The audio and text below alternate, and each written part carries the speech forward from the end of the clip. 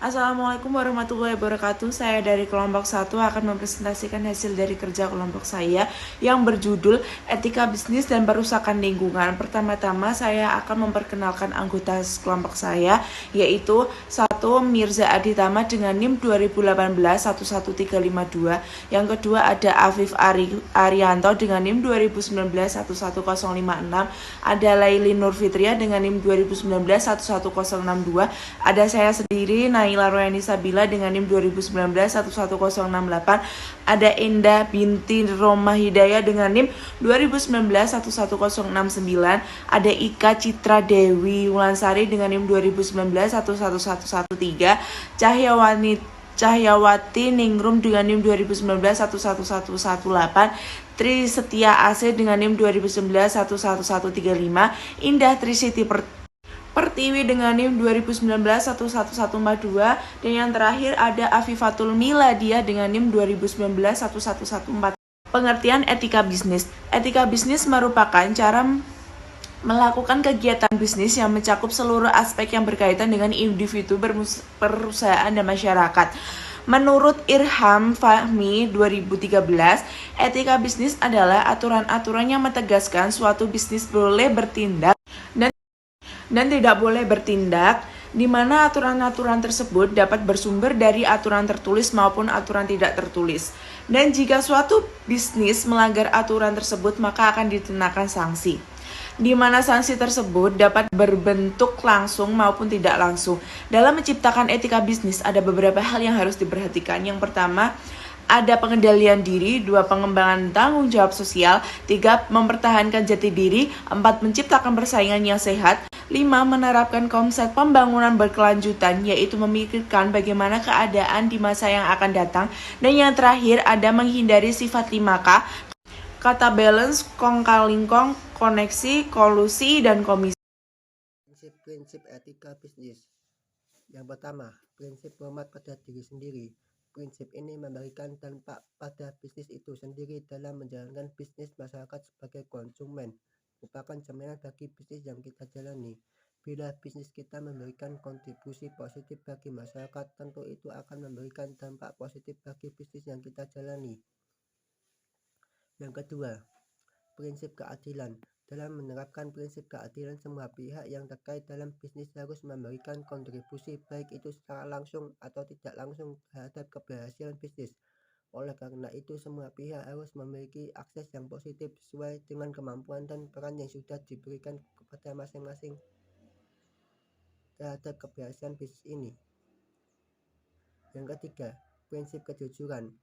Prinsip kejujuran dalam etika bisnis merupakan nilai yang paling dasar untuk mendukung keberhasilan kinerja perusahaan. Kegiatan bisnis akan bisa berhasil dan sukses bila setiap individu yang terlibat dalam kegiatan bisnis menerapkan prinsip kejujuran. Yang keempat, prinsip otonomi.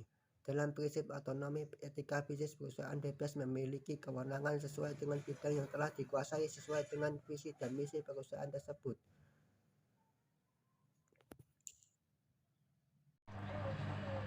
Selanjutnya ada pengertian lingkungan. Lingkungan adalah segala yang berada di luar organisasi dan selama ini dianggap memberi pengaruh pada mereka yang terlibat di sekitar lingkungan tersebut. Secara umum, lingkungan ada dua, yaitu lingkungan internal dan lingkungan eksternal. Karena kedua bentuk lingkungan tersebut bersifat saling berkait satu sama lainnya. Yang pertama ada lingkungan internal. Lingkungan internal berusaha menyerap serta memfilter setiap informasi yang masuk dari lingkungan eksternal. Oleh karena itu, hasil dari serapan tersebut akhirnya membentuk suatu model lingkungan yang bersifat mengapresiasi setiap perubahan secara sistematis dan bertahap. Yang kedua ada lingkungan eksternal. Lingkungan eksternal bisa mempengaruhi lingkungan internal. Etika bisnis dan lingkungan. Perusahaan lingkungan saat ini sangat tinggi. Di dunia industri telah ikut serta menyumbang terjadinya perusahaan lingkungan tersebut. Para pembisnis memiliki egoisme tinggi untuk mengejar keuntungan, karena dengan memperoleh keuntungan yang didapat, ia mampu mengalokasikan itu semua sebagai cadangan serta dapat dipakai sebagai dana investasi pengembangan bisnis. Persoalan lingkungan sama pentingnya dengan persoalan HAM atau hak asasi manusia. Penghancuran lingkungan artinya mampu merusak hak lingkungan sebagai bagian perantara pendukung oleh kehidupan manusia. Hukum harus ditegakkan, karena dengan penegakan hukum yang kuat serta sungguh-sungguh, bisnis akan berjalan dengan berdasarkan konsep yang beretika. Pengertian risiko lingkungan. Risiko lingkungan atau environment risk adalah risiko yang terjadi pada lingkungan akibat dari tindakan yang disengaja atau tidak disengaja dan telah menimbulkan kerusakan atau kehancuran pada lingkungan. Dampak penghancuran lingkungan yang dilakukan secara sengaja terjadi akibat ekspansi suatu perusahaan. Ekspansi tersebut dapat terjadi dalam berbagai bentuk, seperti penambahan produk, penciptaan produk baru, eksplorasi tambang, dan lain sebagainya, di mana semua itu telah menimbulkan kerugian pada lingkungan. Kerugian tersebut dapat diukur dalam bentuk finansial maupun non-finansial. Pengaruh risiko lingkungan terhadap perusahaan. Bentuk risiko yang harus ditanggung suatu perusahaan yang telah menimbulkan perusakan lingkungan. Pertama, pihak manajemen perusahaan akan menghadapi sanksi hukum karena telah melakukan perusakan lingkungan sekitar. Pihak manajemen perusahaan harus membayar biaya pengacara dan menyiapkan bahan-bahan pendukung selama proses hukum tersebut berlangsung. Kedua, pihak manajemen perusahaan harus menghadapi tekanan dari para NGO atau non-government organization, baik yang berasal dari dalam maupun internasional.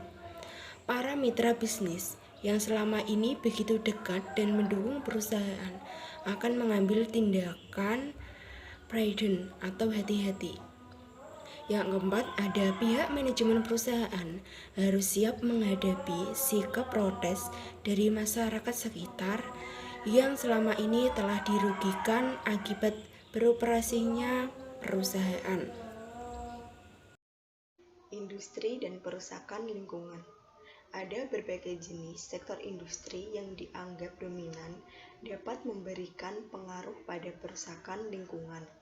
Di antaranya yaitu sektor pertambangan, sektor pabrik, sektor minyak dan gas, sektor perhotelan dan real estate.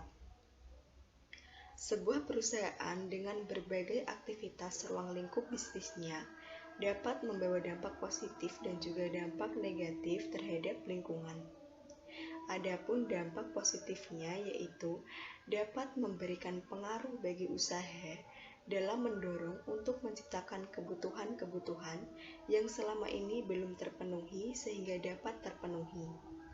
Dan pihak perusahaan dapat memperoleh profit sebagai bentuk imbal dari penjualan produknya. Adapun dampak negatifnya yaitu seperti pencemaran lingkungan akibat pembuangan limbah dan polusi yang telah ditimbulkan. Sumber polusi udara. Ada beberapa sumber lainnya yang dapat dikategorikan sebagai sumber pencemar polusi udara, yaitu timbal. Timbal adalah salah satu sumber polusi udara yang bersumber dari pembuangan bahan bakar kendaraan bermotor, cat, dan sejenisnya. Partikel. Partikel yang menyebar di udara menjadi salah satu penyebab pendukung timbulnya polusi di udara. Kota-kota besar di Indonesia seperti Jakarta menjadi salah satu tempat di mana jumlah partikel memiliki tingkat yang jauh lebih banyak dibandingkan dengan kota-kota lainnya di Indonesia.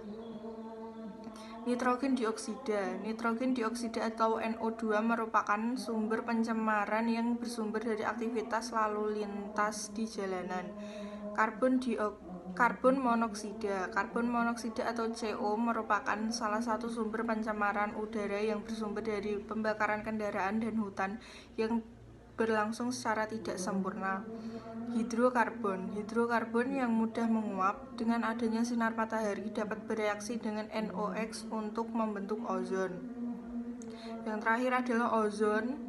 Posisi ozon berada di ketinggian 30 km di atas bumi. Solusi dalam menyelesaikan masalah risiko perusakan lingkungan. Yang pertama, perusahaan menganggarkan sejumlah dana untuk dialokasikan guna menyelesaikan berbagai permasalahan-permasalahan yang berhubungan dengan risiko lingkungan atau environment risk. Yang kedua, menerapkan konsep pembangunan yang berkeseimbangan dengan alam serta turut mengembangkan alam atau eco-development. Yang ketiga, dibangunnya solusi konstruktif dalam bidang pengembangan lingkungan. Yang keempat, bagi sebuah perusahaan menempatkan satu divisi khusus yang bertugas menyelesaikan berbagai urusan yang berhubungan dengan environment risk. Yang kelima, pihak lembaga terkait memberikan penghargaan dalam bidang lingkungan. Yang keenam, menentukan dengan jelas dan tegas pada setiap perusahaan yang ingin ikut tender penggarapan proyek harus memiliki sertifikat ISO bidang lingkungan dan berbagai persyaratan lain yang berhubungan dengan lingkungan. Demikian hasil dari presentasi dari kelompok kami. Jika ada kesalahan mohon dimaafkan. Wassalamualaikum warahmatullahi wabarakatuh.